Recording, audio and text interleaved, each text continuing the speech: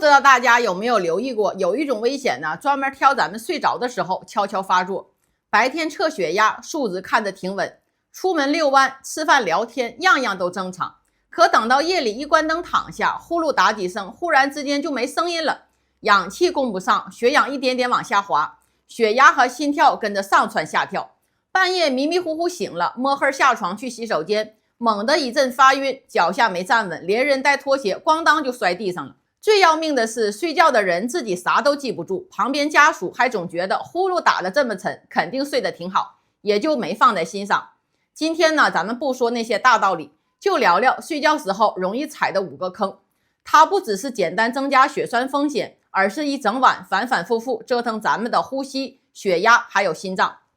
家里长辈有高血压、冠心病、房颤，或是以前得过脑梗的，下面这几件事越早留意越好。先说这第一件，也是最多人搞错的。很多人都以为呼噜声音越大，觉睡得越香，其实不是这样。轻微均匀的呼噜问题不大，可你要盯紧这种情况，呼噜一声接一声特别响，突然间戛然而止，安静10几秒，你盯着胸口看，还在使劲起伏，气就是吸不进来，憋上一小会儿，身体猛地抽一下，大口喘一声，呼噜才接着响。来来回回就是这么一个循环，这多半就是睡眠呼吸暂停。睡着之后，嗓子眼的气道松了，堵上了，氧气进不去，身体为了喘上这一口气，会一次次把深度睡眠打断。人不一定完全清醒，但是身体呢一直紧绷着，血压忽高忽低，心跳也乱，时间拖久了，降压药吃着，血压还是不稳，房颤、心脏不舒服、脑梗这些风险都会悄悄涨上去。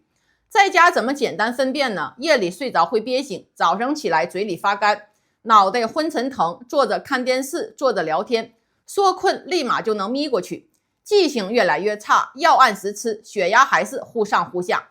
站上2、3条就别再指望换个枕头贴个止鼾贴就能搞定，老老实实去做个睡眠监测，查清楚才踏实。还有一句提醒，已经在用呼吸机的朋友，别感觉侧躺舒服一点就自己把机器关掉，效果好不好不能凭自己感觉说了算。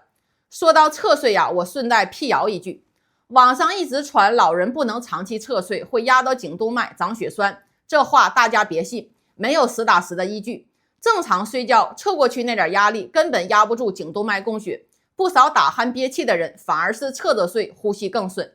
真正要注意的是第2个问题，枕头不合适还硬逼着自己固定一个姿势睡。有的长辈睡觉落2、3个枕头，头抬得老高，下巴都抵到胸口。还有的听说高枕不好，干脆啥枕头都不用，后脑勺直接贴着床垫，头使劲往后仰。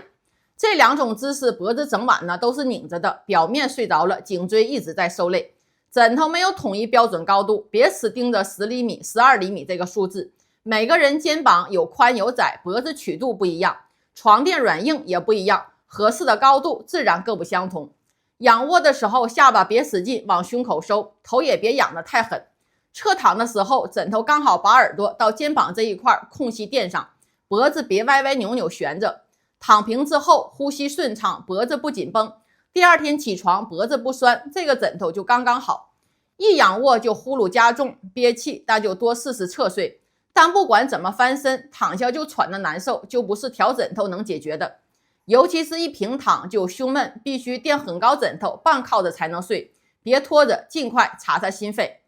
这第3个坏习惯，很多老人天天都在做。午饭刚吃完，碗筷一放，立马躺下午睡。吃完饭犯困，这是人之常情，但肚子吃得饱饱的，马上平躺下来，最常见的麻烦不是立刻长血栓，而是胃酸往上反流。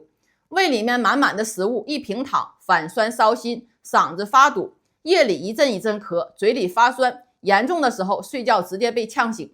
平时就爱反酸的长辈，晚饭和睡觉中间尽量隔开3个小时左右。吃完午饭先坐一坐，在屋里面慢慢踱几步，别刚放下饭碗就弯腰做家务，也不要马上躺到床上。午睡呢本身不是坏事，有人说午睡多的人容易血压高、脑梗，这个只是现象，不是午睡直接造成的。很多人白天困得睁不开眼，根源是夜里睡觉质量太差，有打鼾憋气的问题。咱们该警惕的不是午睡这件事儿，是白天困的控制不住，午觉睡1、2个小时，起来还是浑身乏。这个时候别一味延长午睡，要找找夜里睡不好的原因。第4个误区也特别普遍，白天想不起来喝水，临睡觉之前赶紧猛灌2大杯水。不少长辈听人说夜里血液粘稠，睡前多喝点水能防脑梗，就算一点都不渴，也要硬喝1杯下去，感觉可以冲血管。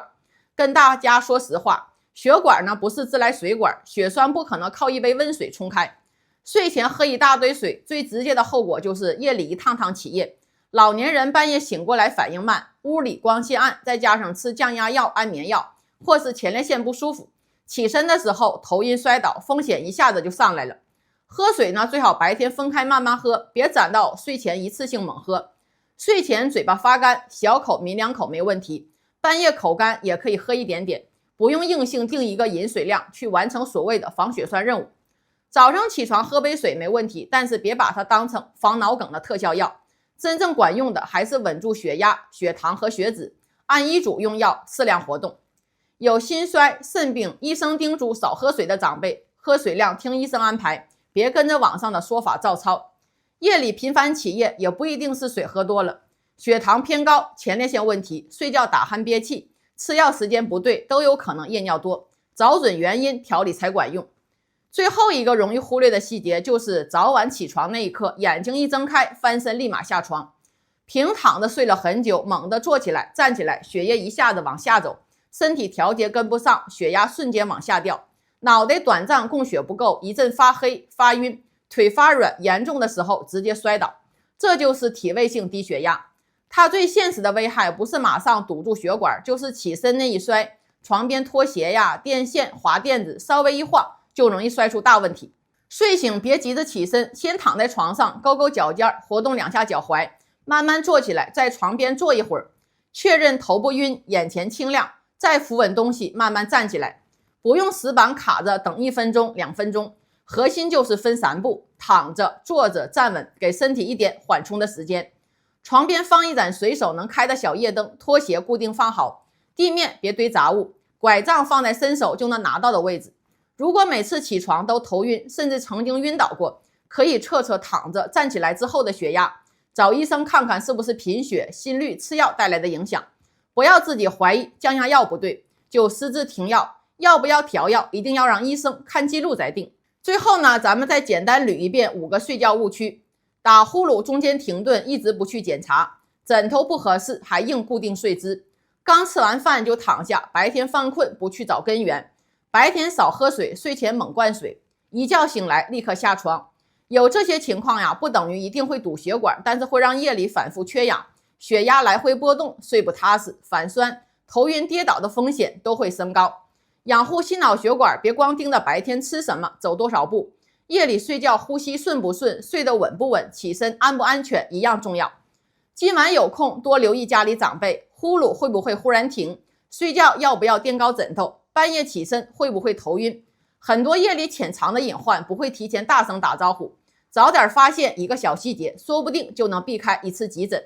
好啦，今天的视频内容呢，就和大家分享到这儿了，希望大家都能身体健康，从这些内容里学到实用的健康小常识。本视频内容仅为科普参考，不能替代专业的医疗诊断、建议或是治疗。如有健康问题，请务必咨询你的医生或是专业医疗人员。我是安兰，咱们下次再见，拜拜。